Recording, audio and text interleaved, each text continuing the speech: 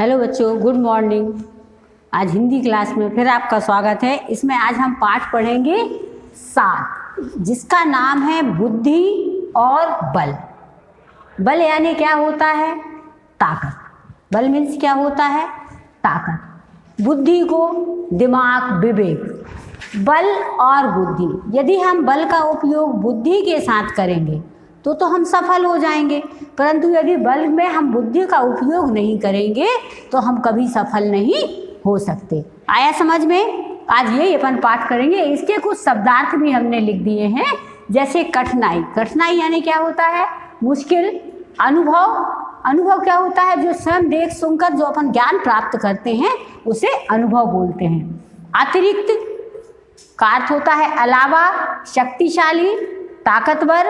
गंध, जो अपने को बू वगैरह आती है। पैना यानी तेज धार।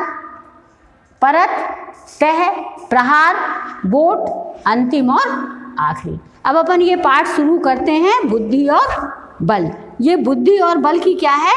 एक भैंसा और एक बाघ की कहानी है। ये दिखाई दे रही है ना? एक ये भैंसा है और एक क्या है? ये बाघ है। एक किसान प्रतिदिन अपने भैंसे के साथ खेत में हल जोतता था। हल कौन जोतता है? वैसे अधिकांश अपन ने देखा है कि बैल वगैरह खेत में हल जोतते हैं, परंतु जो किसान था वो भैंसे के साथ ले जाके हल जोतता था। अब भैंस क्या होता था? खेत की मिट्टी मुलायम होती थी और भैंस थोड़ा वजनदार था, तो उसके कारण उसकी टांगें क्या है? मिट्टी में धंस जाती थी। इससे किसान को हल जोतने में बहुत कठिनाई का अनुभव होता था। तो वह क्या करता था?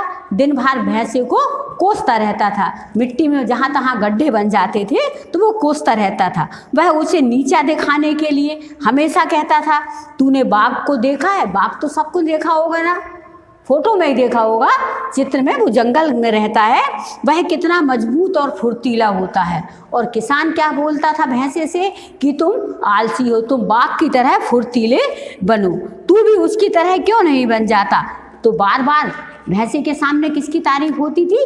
बाघ की तारीफ होती थी। तो भैंसे को अपने आप में बुरा लगता था, तो उसने सोचा तू भी उसकी तरह क्यों नहीं बन जाता।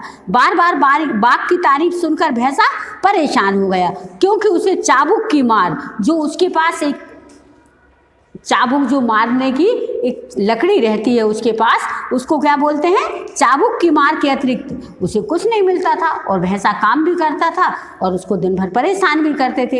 एक दिन तंग आकर भैंसे ने क्या कहा? किसान से कह दिया, कल मुझे बाघ के पास ले चलना। उसने क्या कह दिया? तुम बाघ की तारीफ करते हो, कल मुझे बाघ के पास ले चलना।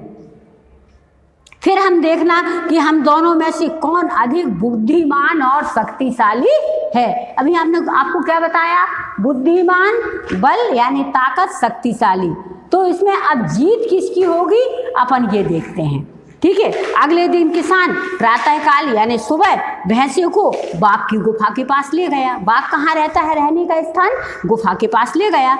जैसे ही बाघ को भैंसे की गंध आई, भैंसे की गंध आई मतलब भैंसे की सुगंध आई, तो वह गुफा से बाहर आया और उसने खाने के लिए किसकी तरफ लपका? भैंसे की तरफ लपका। पर भैंसा अपने पैने सींग हिलाते हुए बोला, उसने अपने सींगों को हिलाया और बाघ से कहा, आज मैं तुमसे युद्ध करने नहीं आया हूँ। 3 दिन बाद तुम, अब 3 दिन तक तुम क्या करो? अपने दांतों को पैना करो, दांतों की जो धार है उसको तेज करो, और मैं क्या करूँगा? सींगों की धार को तेज करूँगा। आया समझ में? तो उनने ऐसा कहा कि फिर अपन लोग क्या करेंगे? युद्ध करेंगे। अब 3 दिन बाद देखिए, ठीक है, बाघ तैयार हो गया, गरजता हुआ वह फिर अपनी गुफा के अंदर लौट गया। वह 3 दिनों तक अपने दांत खूब स्पीड के साथ तेज करता रहा कि जितनी ज़्यादा धार बन जाएगी उतनी जल्दी मैं क्या करूँगा? भैंसे को मार दूंगा। अंत में उसके दांत उस्तरे से भी ज़्यादा तेज हो गए। उस्तरी जो कटिंग बनवाते हैं, जो उस तरह पीछे करते हैं, उससे भी ज़्यादा तेज हो गए। भैंसे को अपने सींग तेज करने में केवल 1 दिन लगा, बाकी 2 दिन उसने क्या किया? भैंसा तो वैसे ही काला होता है, मोटा होता है, उसने 1 दिन सींग पैने किए और 2 दिन तक शरीर पर क्या कर रहा था?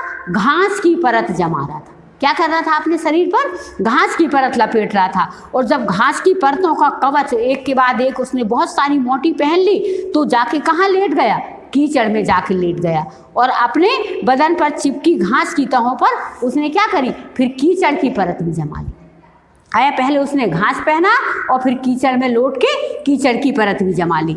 इस तरह उसका सारा बदन काले रंग का और बिल्कुल कीचड़ चिकनी थी तो चिकना जैसा हो गया और कीचड़ की परत से उसका शरीर क्या हो गया, पूरा ढक गया। घास का एक तिनका भी उसको बाहर नजर नहीं आया। तो उसने अपने शरीर की सुरक्षा भी की और अपने सींग भी पहने किए। युद्ध के दिन भैंसा और बाघ दोनों निश्चित स्थान पर पहुंच गए जहां इन्होंने तय किया था कि हम युद्ध करेंगे। बाघ ने देखा भैंसा पूरी तरह कीचड़ में सना हुआ है और वो कीचड़ में क्यों सना था, क्योंकि उसको जो घास है वो ढक जाए। उसने भैंसा से पूछा, तुमने पूरे बदन पर कीचड़ क्यों लगा रखा है? भैंसे ने कहा, उत्तर दिया, मुझे यह सड़ी गर्मी सहन नहीं होती। उसने क्या किया, मुझे गर्मी सहन नहीं होती इसलिए मैंने कीचड़ लगा लिया है। अतः मैं दिन में कई बार कीचड़ से नहाता हूँ। तुमने कई बार देखा होगा भैंस वगैरह भी कीचड़ में लोटी रहती है, तो उसने ये बहाना बनाया, जबकि वो कीचड़ किस लिए लगाया था, अपनी सुरक्षा के लिए। बाघ ने भैंसे को ऊपर से नीचे तक देखा, उसे इसमें कोई चाल नजर नहीं आई। अब बाघ ने क्या किया, भैंसे को ऊपर से नीचे तक देख लिया, पर बाघ को अपनी ताकत पे घमंड था। उसको ये समझ में नहीं आया कि ये भैंसे ने कीचड़ क्यों लगाई, उसको कोई चाल नजर नहीं आई। भैंसे ने कहा, पहले मैं जमीन पर लेट जाता हूँ।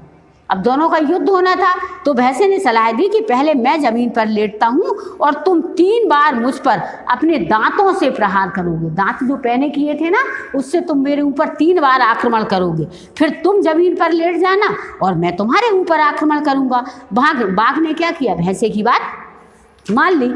वह भैंसे पर क्या पड़ा, टूट पड़ा और उसने पूरी ताकत और शक्ति के साथ अपने जो पैने दांत किए थे वो उस पर गड़ा दिए। उसने सोचा कि भैंसा क्या होगा, अवश्य बहुत बुरी तरह घायल हो जाएगा और ये फिर मुझ पे वार भी नहीं करेगा। और परंतु क्या हुआ, भैंसे का बाल भी बांका नहीं होना, यानी उसका कुछ भी नहीं हुआ। क्यों नहीं हुआ, क्योंकि उसके शरीर में जो इतनी मोटी परत थी घास की और कीचड़ की, उससे उसकी सुरक्षा हो गई। भैंसा कैसा था, बुद्धिमान था, तो उसका बाल बांका भी नहीं हुआ। बाघ के दांत घास की तहों के आगे तक नहीं पहुंचकर, घास की उसकी कई परत थी उसके अंदर तक वो नहीं पहुंच पाए थे। भैंसे को मामूली सी खरोंच भी नहीं आई। जब बाघ की बारी समाप्त हो गई तो भैंसा बड़ी फुर्ती के साथ उठ खड़ा हुआ और सिर झुकाकर उसने बाघ के सींगों से प्रहार किया। उसने क्या किया, बाघ के ऊपर फिर आक्रमण किया। पहले प्रहार से उसने बाघ का पेट फाड़ दिया। पहले प्रहार से क्या किया, बाघ का पेट फाड़ दिया। दूसरे प्रहार से उसकी कमर तोड़ दी और अंतिम प्रहार में उसने पेट की जो अतड़ियां हैं, आते हैं, उनको बाहर निकाल दी।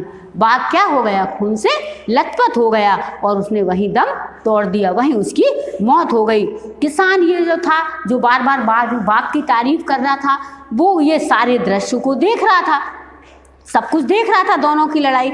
उसने भैंसे को बुद्धि और साहस की बहुत प्रशंसा की। बाद में जाके उसने किसकी प्रशंसा की, भैंसे की।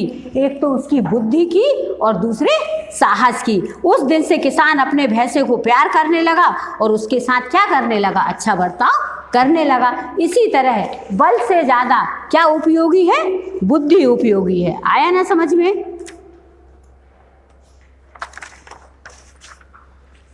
आया सबको समझ में? इसलिए हम कभी भी यदि अपने बल का उपयोग करें तो साथ में बुद्धि का उपयोग जरूर करें। ठीक है, थैंक यू। कल इसके क्वेश्चन आंसर बताएं।